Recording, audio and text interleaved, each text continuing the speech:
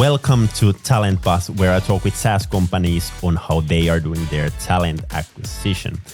Today, I'm joined by Mika Turunen from M-Files, and we are discussing a lot of different things regarding change leadership, how they have structured their tech team, how they are recruiting new team members, how to build the culture, and a lot more.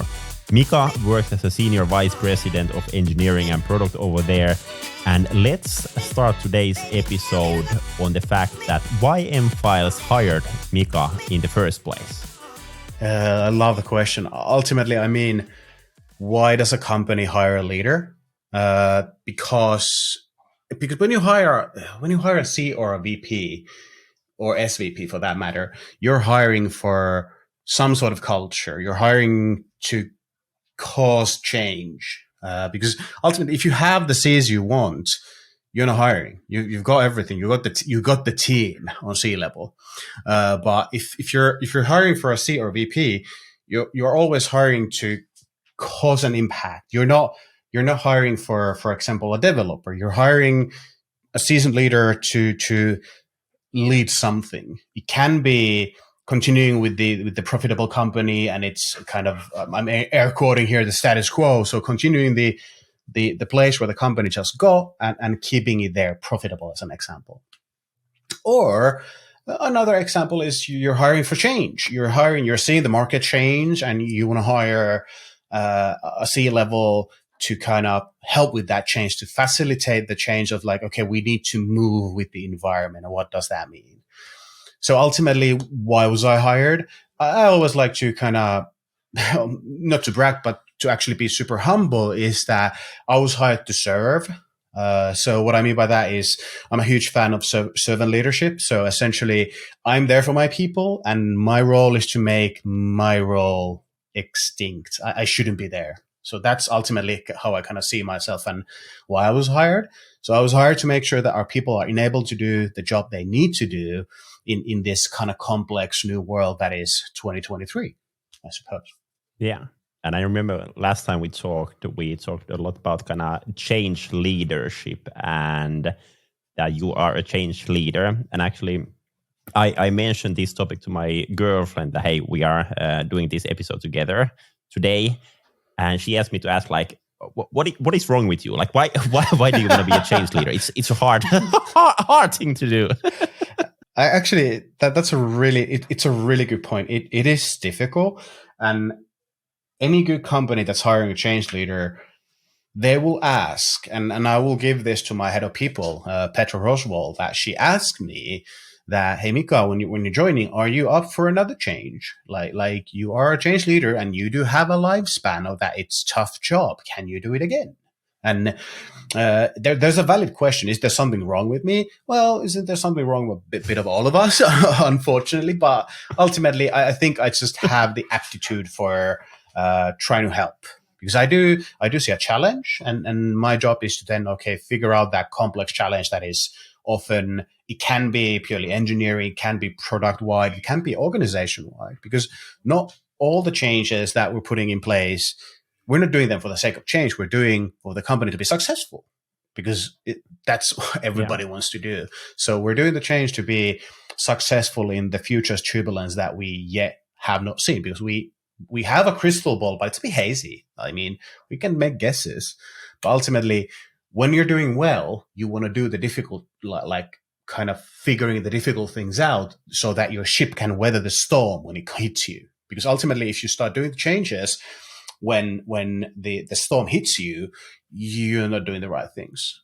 And then you're doing all sorts of crazy, like quick reactionary things, because rather you want to be proactive and figure these things out in midterm, instead of like quickly just fastly short-term actions, reactive behavior. So that was a bit of probably a red line missing from the answer, but I would like to think that ultimately there's a bit, well, wrong with all of us, a bit wrong. Like, I mean, why would we doing this if there wasn't? It's part of the challenge. I mean, I love my job, not just as an M-filer at M-Files, but I love what I do. So, like I said, change leadership often has this kind of really nasty ring of like, oh my God, he's going to come and cut everything and destroy everything that we built. But actually, like I said, that my role is hugely about making my role not needed. So I look at the organization and then the people and how do we make this work in a way that I'm not needed? I shouldn't be the one control block in that kind of organization chart that is the central piece of control. Rather, I should enable everybody from the ground up, make sure that everybody can kind of perform their end-to-end duties as teams instead of their silos. Yeah. So I usually do see, and I think this is part of the kind of the change that change leaders are going through right now in the past like 5 to 10 years, is that it's not about, yes, let's just cut everything and make everything super lean because the less we have, the better, blah, blah, blah, blah. It's rather, how do we enable the organization? How do we ultimately find our way into that better future of the people being able to do their job? So it can mean the teams being able to actually drive their own decisions, directions. Do I need to buy a phone or do I not need to buy a phone? So instead of like asking massive organization like, hey, can I get a phone? They actually understand their budget constraints and can make the decisions themselves.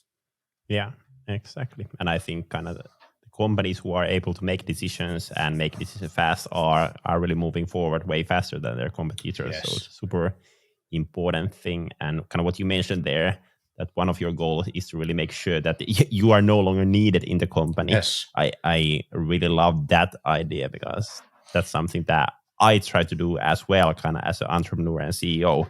Like that's one of my biggest goals, to make sure that I'm no longer needed here. Yeah. And I really love that goal. Yeah, and like that, often that is again seen as a bit of a scare. Like if I do that, what's going to happen to me? Do I have a job? I don't see it that way. I see it as if I'm able to elevate my people, my organization, that allows opportunities for me to elevate further instead of staying in place, staying stuck in my role. And that's probably the one problem with all change leaders. Getting stuck for 10 years in a single position is probably not for us. So that's kind of usually kind of the somewhat of the way we operate, is that we build the organization up to that change so that we can change. That's not an awfully selfish way of putting it. Yeah, it's not. It's not. Hey, you mentioned many times there your team, your people. Can you share a bit more? Like, what kind of team do you have? Like, how the team is structured and all that? Absolutely. So, the closest team that I have is a group of VPs and directors that report to me, and they lead their competence centers. It could be design, it could be product management, it could be cloud, DevOps, as an example. And they have their teams inside those competence centers. And then we build all of our work around virtual teams that are end-to-end responsible. So we essentially, you can think of a bit like Spotify's tribe model, where we pull from all the competence centers to build those end-to-end responsible teams. So to putting it into really layman's terms is all the teams will have a product owner, scrum master, architect, a designer. So the basic building blocks of like, hey, these are the people that I need to make the decisions. And then we'll bring in some quality assurance people, developers and such. So it's really this like a pot of people that can deliver on what's asked out of them instead of waiting someone else to do, for example, the release for them or testing for them. So that's kind of the team level for us. Then moving up to the competence leads who report to me. Those are my directors and my kind of direct team that I run, called product leadership. I know, boring, but it is what it is. So, and there's about 8 of us. So 7 people reporting to me, 8 people, reporting to me, and 9 in total. And that's the group we run. And then I'm part of the executive leadership team of M-Files, where there's 7 of us, if I recall correctly. And that's the way we're kind of structured as an organization. And for me, it really is just, if I look at the way we operate our company right now, we do run entrepreneurial operating system, so EOS for short. We could be running, for example, KPIs or OKRs or whatever. It doesn't matter. It's just another way of running a company. And EOS specifically does set us into a quarterly cadence of looking at things, and that's where I really drive the teams from. So the developer teams are running in a fairly standardized Scrum, and then the leadership team is running on the EOS model. Yeah. And you mentioned there are like 8 people reporting to you, but how big in total is basically the kind of product and engineering team then under those people? So we have about, I think the exact number that I checked yesterday morning was 189. Since I don't like that number, I'm going to say 200 because that sounds a lot more fancier. So it's about 200. Yeah, we can put it on the headline: how Mika and M5 scale their engineering and product team to 200 people. So it really is like taking a step back. It's a 200 people, a global product organization of 200 people with design, product management, product development, testing, and cloud in it, and portfolio management. Not to forget that.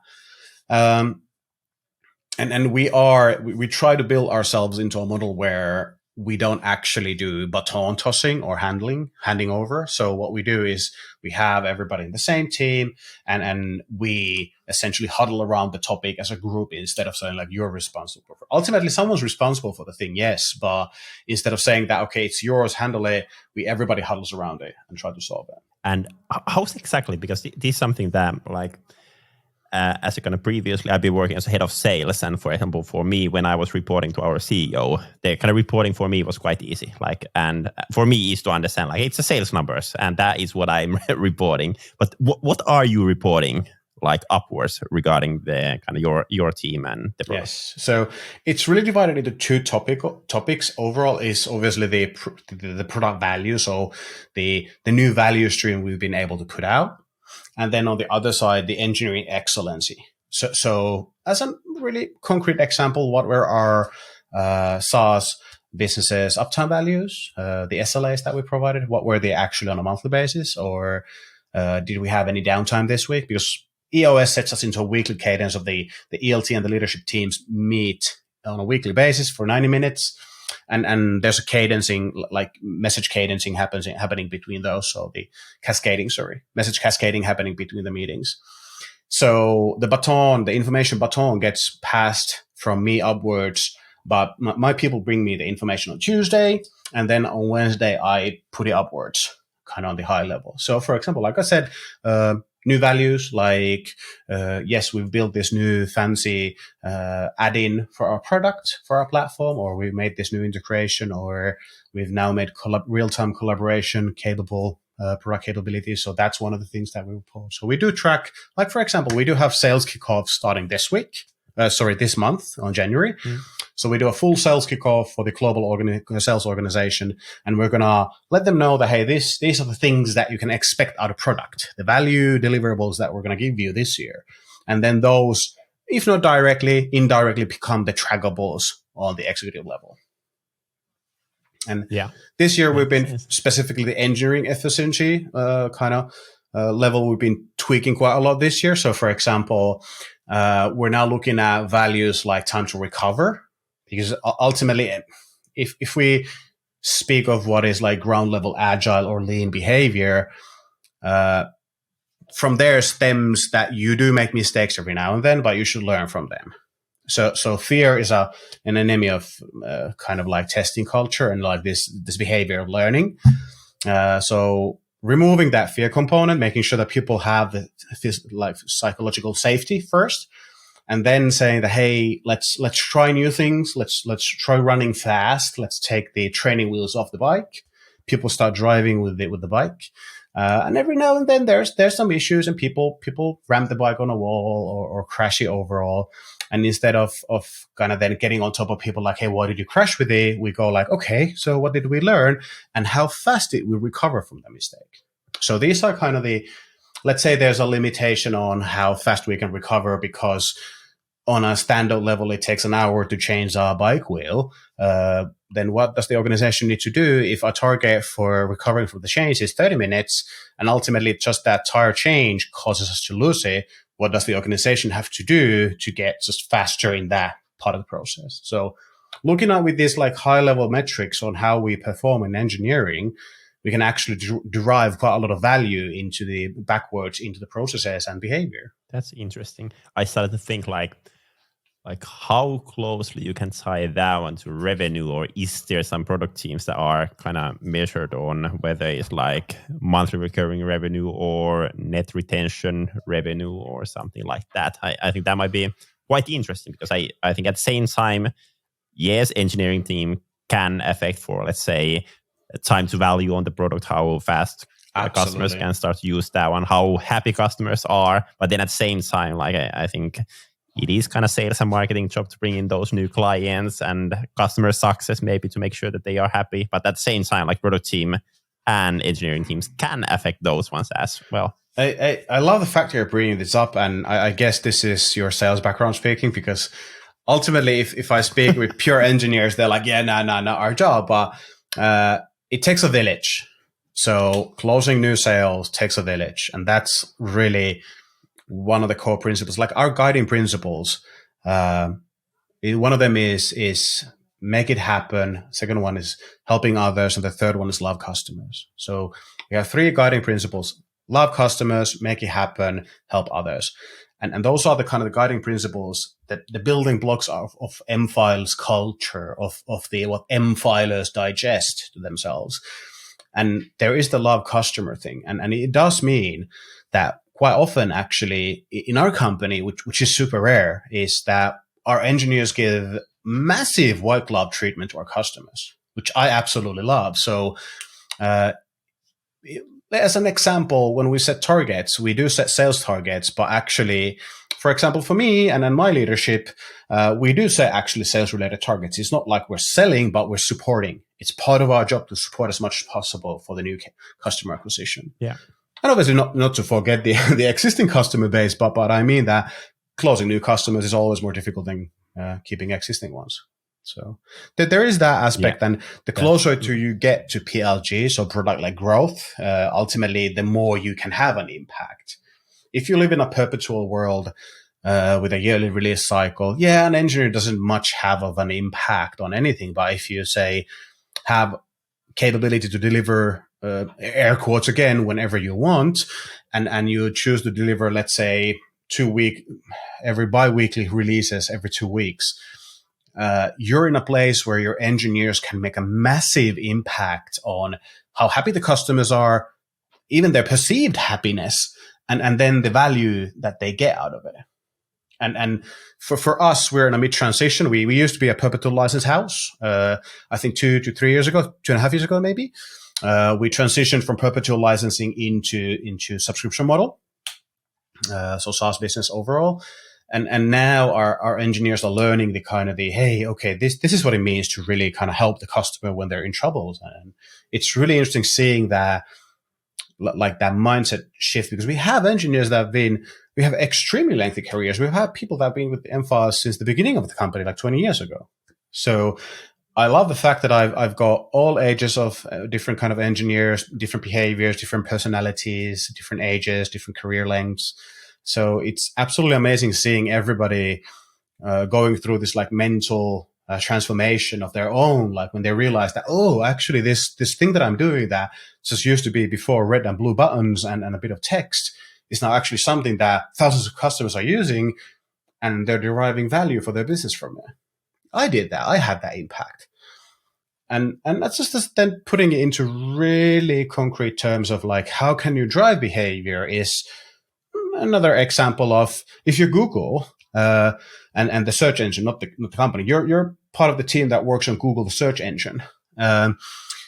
You're probably, your KPIs are probably search speed. How fast can you actually get the search results out of it? And if you think about that as an engineer, you can have all sorts of bonuses, company sales, blah, blah, blah, blah, blah. But then if you're a programmer, a developer, an engineer, an architect, and then you look at it, and one of your prime key metrics is that, okay, the 90% is fractal of the searches is now this and that, like 3 seconds or whatever, and I need to push it down with a second. What do we need to do? So you can actually start getting into this mind place of like, I'm having a massive impact. I'm actually helping my customers. They're my customers, not just the company's customers. They're actually, I care. So that's the kind of change that I'm seeing in our people. And it's amazing to look at it, because the other day you're like, okay, what's the challenge? And the other day you're like, whoa, you're already like 1,000 miles ahead. So people are like doing these massive strides forward in their thinking, which I absolutely love. I'm a huge fan of it. One thing came to my mind when you mentioned there for the Google and the example of the seconds. Like one series that I would recommend people to check out, actually from Netflix. If I remember correctly, the name is called Playlist, but it's about Spotify. It's not kind of officially a true story, but I think there are a lot of kind of official stuff from the news and stuff like that. But there, kind of really one of the things they focus on was like when a person searched for a song and press the play button, like how much can it take time that person actually doesn't notice that there is some delay over there. So that's a good series to check people out. And there's actually a couple of really good books, not on exactly the same topic, but I think it was called Netflix, The No Rules Rule of Netflix. I think it's the book is called, which is an excellent book on, again, when you're trying to reach that behavior and I don't want to say cause behavior, because that's absolutely incorrect. That makes no sense. But when you're trying to learn into a new behavior as a company, there's quite a lot of like interesting anecdotes in there, just like in the Playlist series. And yes, the series was called Playlist on Netflix. So there's quite a lot of interesting anecdotes on what can you do as a company, not just as an individual leader, but as a company and company culture. Because ultimately, why does one get hired into a leadership position? Big part of it is culture. And I do, this is a personal struggle, is how do you measure culture? Because often you can tell, anyone can say that, is the culture of the company that I work for, is it great? Yes or no? You can easily say that, but quantify it. Is it 1 or 7? Is it 10? Like that, then it becomes like, how do I measure? What's the measurement? And quantifying culture is fairly difficult. Often it gets trickled into, we have these processes that Netflix has. Obviously, we have the same culture as Netflix. That's not it. So for me, a big part of like change management is the culture, and how do we cultivate the right kind of thinking. So it's a combination of many things. And I think I would say that we're undervaluing as like 2023 companies that are now present in 2023, I think we're undervaluing the impact and the effect of culture and great engineering culture that it can have. Because but if you can set that right culture into motion, let the ball roll, and the culture gets adopted and starts picking up speed like Katamari Damacy, you'll get into really great places. But cultivating culture and growing culture, it's a difficult thing to do. It is not easy at all. Yeah, easy at all. But hey, let's talk a bit more about kind of the team. So kind of now your team has been growing to the roughly 200 people. Now you're bringing in new people. And typically when companies grow, kind of bigger teams, it also means like going from more kind of generic roles to specific roles. Can you share a bit more, like how do you approach bringing new people into your team? And maybe interesting would be also to hear like in what recruitments you take part of. Is only the kind of your product leadership team, and then basically they handle all the teams below them, or like how does that work? That's a really good question. So if we start from how do we go from, because if you're a 5-man startup, everybody's doing everything. The other day you're doing sales, then you're doing marketing, then you're doing a bit of programming, then you're doing DevOps, figuring out what's wrong with the infrastructure, and then again marketing. So everybody's doing everything, and you, in a fast-growing startup, the amount of learnings you do in a short amount of time and the amount of hours you do is insane. But if you're interested in that, that's probably kind of the, if not secret, at least a rocket ship for personal growth. If you really embrace the kind of like, okay, I'm here for an amount of years. I know it'll take me a bit of an effort, but I'll embrace it all. I'll do the hours. By the way, I'm not implicating that anyone should do more than 7.5 hours a day. Like, please don't kill yourself with work. It's not worth it. But if you embrace it and you do it anyway, and you're like, okay, I see this as an investment into my personal growth, then you can actually get from those startups and those generic roles quite a lot out of if you take it as like, oh, I don't want to do sales. But if you embrace it, do sales as much as you can, do the development, do whatever needs to be done, you get it done. Sometimes you need to scrub the toilet. Sometimes you need to do a bit of programming and code review. And you embrace it. Then our company is about, we're closing 700 people total globally. And 200 of those roughly is my product organization. And we do have a big footprint in the organization. And then how do you actually go from those? Because we still do have those 5 developers who started with us, and actually few of them are the founding members of the company. So they are still with us. And surprisingly enough, they're still doing engineering, which is amazing. Like, they're super talented engineers, because usually founders grow into different kind of roles, but these founders specifically wanted to stay, or rather the co-founders wanted to stay with the engineering. I love it. So how do you go from that generalized role into more specific role? I guess it just happens fairly forcefully because of growth. When you're 5 people, you have to spend time on everything to get things done, because the amount of work isn't getting, there's still the finite amount of work that you need to get done in a startup. And with 5 people, everybody does everything and you get it done. But with 25 people, you actually can now start having 5 people focusing on sales. So it happens fairly forcefully on its own through kind of natural growth. But then how do you actually facilitate that? When do you realize that, hey, I need to actually build something around it to support the growth? Because one of the easiest things to mess around is engineering. Engineering is a fickle beast. And I love comparing engineering as a concept into this like amoeba-like, not a virus, but almost like a virus, living thing that has its own life completely, that you have to kind of cultivate correctly and then figure out how to work with this life form of its own.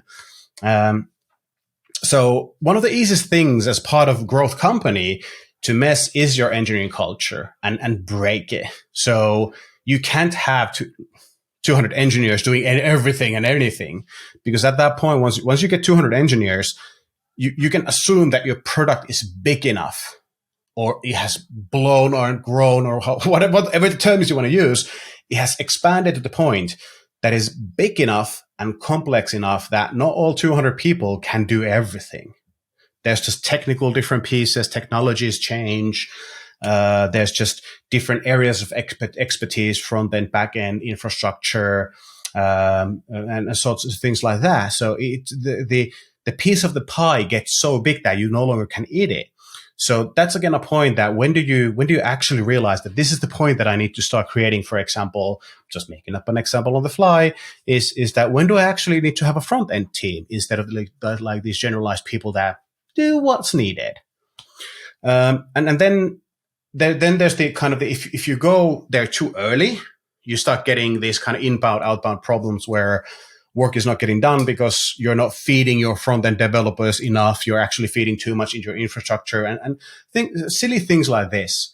So it's a scary balance of figuring out, and it's a fairly unique thing for any organization. That you can't say that once you have 25 people, you have to have this. There's no like universal rules for it. But I guess what we could say is that the leadership of the company, whoever or whatever it is, or the engineering as a mass itself, needs to be aware of their growth all the time. How fast are we growing? Are we to the point that we actually need to now spin off into something else? Do we need to now grow? Do we need to change? So actually, instead of saying that, when do we need to do that? I would say that building resilience into your organization is the key of figuring that out when to do it, because there's no outside source that can say it. And how is our team structured? If we kind of, broader roles and specific roles. So how are our people or competences structured? We do have a fairly broad technical set of skills in our company. I think I undersold it. We have an extremely wide technical set. It's 25 years almost old. So there's a lot. So we've structured it around like the core the core areas of the product. Some of it is one-to-one mapping to a technology. for example, C++, but other ones are like cloud as an overall thing, not just specific. So, and then from those, we kind of bring the people into the teams, the virtual teams where they work. We call them, they're just average Scrum teams. Again, not advocating that Scrum is the silver bullet for everything, but it's just a frame that we use. So it really is about figuring out that right level. For us right now, it's based around the product competences. So let's say we start hiring, we search for a senior C++ developer as an example. They will come in as a senior C++ developer, but let's say they spent 2 years with us. We're fairly proficient, obviously, in C++, but in some of the areas of the product. So instead of saying that, hey, this is a C++ developer, we do want to say, obviously, recognize the skill, recognize the craft, but we do want to kind of mal in the kind of the, okay, but he also knows these kind of things that are product related. So then we start looking at it from that kind of competence views, which give us these nice maps of where we can actually map things that, hey, does this team actually have what it needs to be successful? And that's the thing. Can you ever have, let's say you have massive 1,000 people organization. Can you have 100 teams that are all always successful?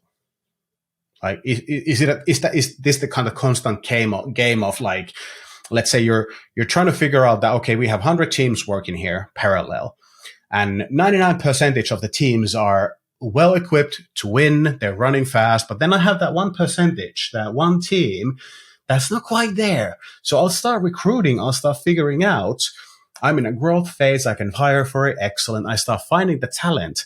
But the minute the new talent comes in, let's say it takes 2 months, the product has advanced with those 100 teams enough again that, okay, has the actual talent pool changed? Do I need something else for the team?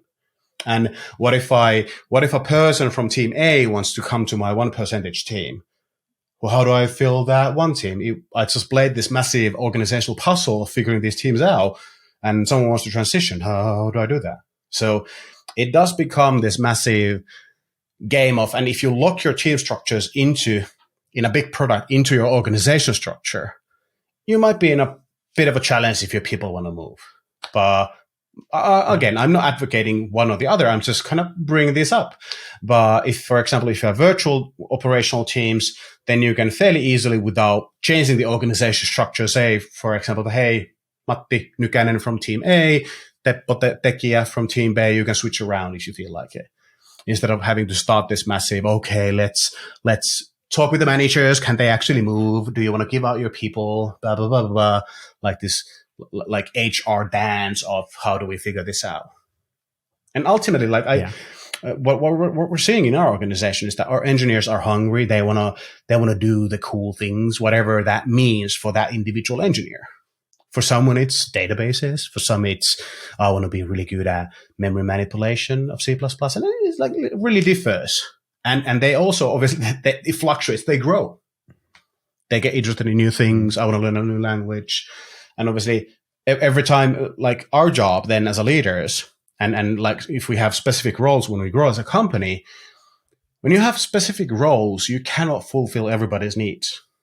And that's always unfortunate when you run into that as a company. Let's say someone in my organization suddenly wants to start programming real-time graphics. Like, I want to do that as a career. That I can't provide that. We as an organization don't do that at all. So what do we then? Because he has this specialized need that he wants to do. But how do I actually then, as a company and as me as an individual, enable that? Well, obviously, I have to have the difficult discussion that, hey, are you telling me that you actually want to leave the company? I would like you to stay here, and having that discussion of that, okay, he actually wants to leave. All right. Then after that, as a leader, for us, it's really important to have the discussion, like, how can I help you then move forward? Because ultimately, if we do that, those people who leave by their own volition of, like, I need to grow out of this role into something that the company doesn't offer, they will be MFAS advocates. So a big part of this also, when you go into these more specific roles, is learning to let go of people when they want to go. Because when you have this generalized pool of people, it's easier for people to do a bit of this and a bit of that and not get so bored of it. Because sometimes when you go into a specific role, it can start feeling a bit numb at some point. So it's an interesting piece of, like, not holding on too hard on your people and knowing when to let go. Like that's a unique problem that comes not just from this like specific roles, but from in this kind of area overall. Is like knowing when to let go. Totally agree on that one. And actually, one thing that I've been kind of thinking a lot is kind of having an exit plan for people maybe already when they are joining. So, for example, we had our first employee, Nea, starting a few months back. And like I already during first month, I asked Nea when she will be leaving us. And kind of really, not because I wanted her to leave, I want her to stay for a long time. But I kind of want to understand what she's thinking and where she want to grow. And with understanding of that, I can basically help her to get there during the years that she will be working at Talentbee. So I think that's actually very important to kind of understand the fact that people are leaving at some point, most likely. Yeah, and that's what my years of consultant work kind of taught me is that thinking of when I was doing like unit leadership or team leadership roles in the consultancy what was kind of the big learning, obviously, besides the technical things, was the human aspect of it is that don't think anyone is there to stay. Like that, there's two things. People want to grow, and you might not always be able to offer the kind of the growth opportunities. But then there's the more morbid side of things. Human life is fairly fragile, so you never know what might happen. So having a concrete exit plan or succession plan, for example, in place is a big part of the how you do your job. Like for example, for me, I have a 2-step succession plan in place. If I get rammed over by a car, which by the way I already did, but luckily nothing happened, so didn't have to use it. But I have a 2-step plan where I can already tell my leadership team, so the executive leadership team, that these are the people that will step forward and take over the minute I lay down. So, and laying down might mean that I can let go, I let myself go, or something even more morbid happens. So I think it's an important part of playing that ping pong of like, hey, I trust you enough to tell you that I'm not going to retire from this company. I yet don't know when I'm leaving, but these are kind of my interests. And if you can fulfill that like box, then I'm super happy here. Because big part of it is like specifically the change leadership part of it is that when things change, it provokes feelings. People inherently want things not to change. I think that's, I don't know, is that a scientific truth, to be honest, but I think it's just somehow baked into us that you want things to be stable, you want to feel safe, but when things change, it provokes emotion. And when you have these concrete actions in place, if you've had that as an activity for years and everybody has that, it's an excellent tool to understand that, hey, now we're seeing that if we're going to start this thing, whatever the new change is, if we have to do it company-wide, I'm going to see, based on these exit plans, that these 3 people are going to exit.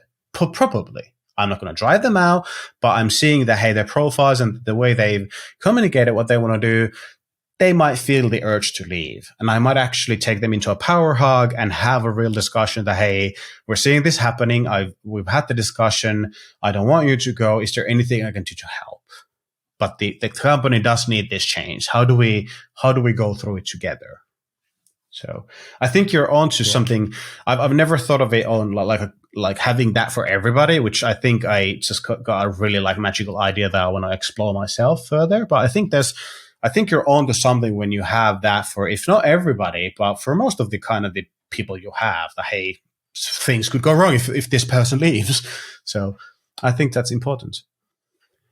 And I think it's also kind of good practice from kind of risk management point of view, what you mentioned there. Like what happens if someone from your organization don't come to work tomorrow, whatever the reason is. And like I've been asking that same question in our company, within our founders, for example, what happens if I can't work for 2 months or 3 months or something like that. And where I actually learned that question was from my previous job. The moment I left that company, I had a exit discussion with our chairman of board. And Ika asked me, like, is there someone in the company that if that person leaves or something happens, that it would be a big risk for advanced B2B?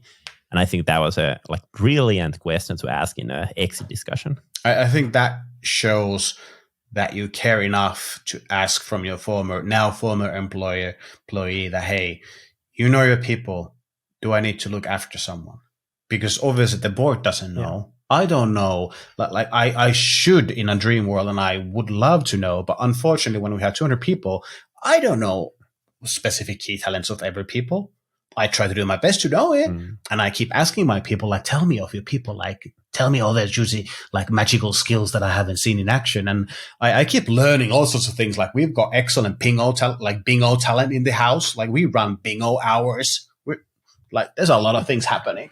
But overall, then, like, what I'm realizing, because I'm a huge fan of understanding your natural attrition inside house.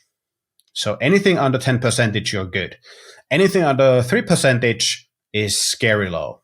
Something's going on. So let's say your attrition, again, I'm making huge, massive generalizations here. Let's all understand that I'm not, again, saying that, hey, this is the universal truth. Use this in your HR systems. I'm just pointing out some things.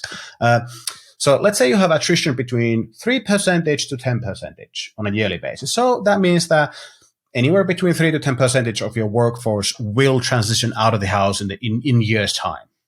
And I'm not saying that they have been with you for a year, but I'm saying this in a calendar year's time. If you have 100 people, maximum number of people leaving are 10. Anywhere between 3 to 10 people in that year. And you have to backfill those positions if you want to keep growing and hire for new. So if you have, what I'm now realizing as I'm kind of running with this thought that you put into my head is that the natural thing you get from those, hey, let's have your exit discussion like you're on your day one. Let's have kind of a like mock-up exit discussion, like what makes you leave and what makes you tick type of deal.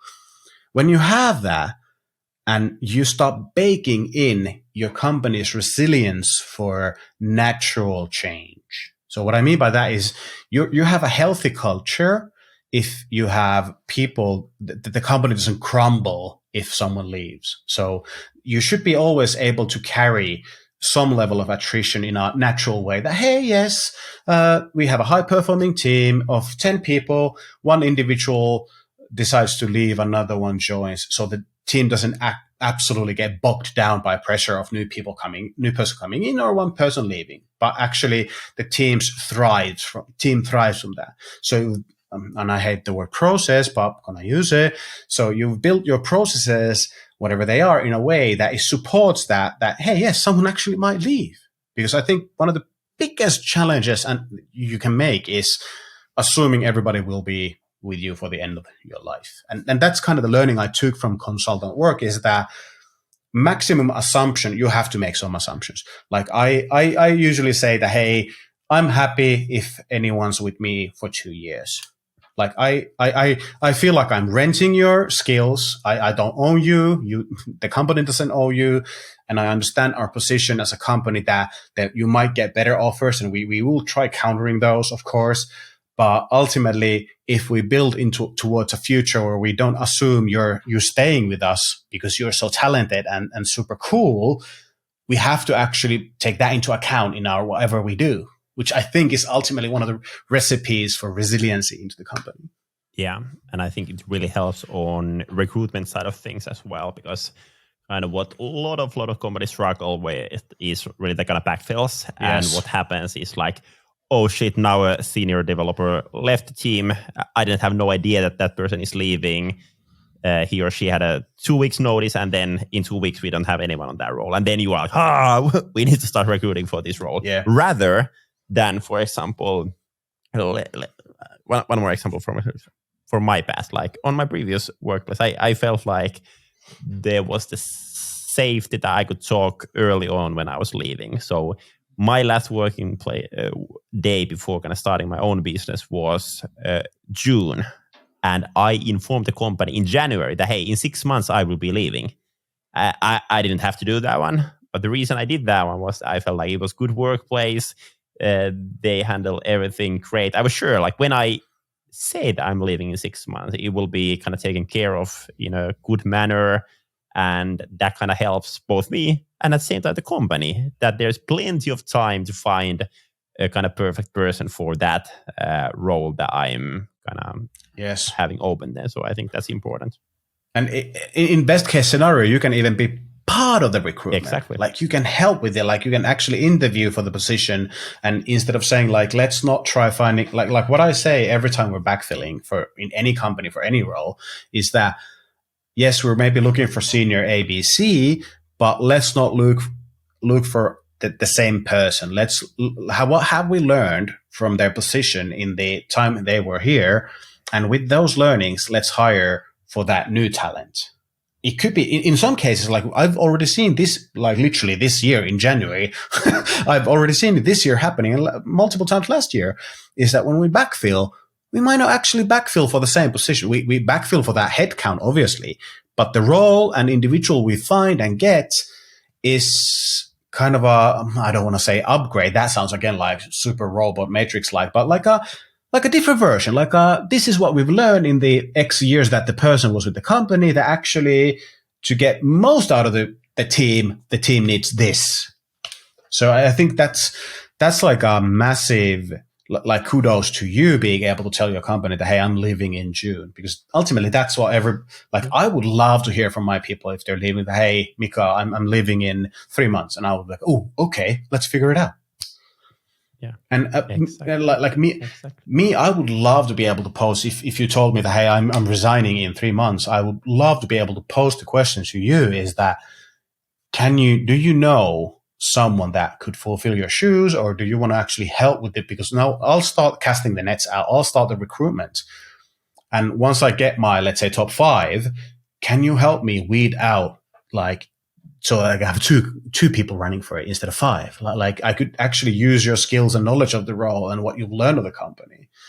And I think that way, because what I'm hearing a lot is what you're saying is that you actually love your past job. Like you really enjoyed it and you love the company. Which I'm like emphatic about. I'm super excited about that. I would love someone that has worked with M-Files when they leave say the same thing in a way that, hey, I told that my manager or Mika, my function head or the ELT, the executive leadership team, this and that, and they kind of honored it and helped me. Because ultimately, it's also because sometimes you just need to leave. You could say that I'm leaving in June. I don't know what I'm going to do. I've amassed enough financial freedom that I'll just leave. And let's say you tell me that today and you're leaving in 6 months. I can actually help you springboard into your new future. It could be just laying on your sofa through the summer, but ultimately I could potentially help you find that thing that starts in January, that new thing. So it is so many advantages. And that's a wrap for today's episode. Thank you so much for listening. Hopefully you got a lot of good ideas about SaaS talent acquisition. If you enjoyed the episode, feel free to share it on your social so others can hear it too. And if you have a topic in mind that you would like me to cover in this podcast, share it with me as well. I'm Samuli, CEO and co-founder in TalentBee, where we help fast-growing SaaS companies in their talent acquisition. Make sure to follow us, make sure to follow this podcast, and have an awesome week. Bye-bye.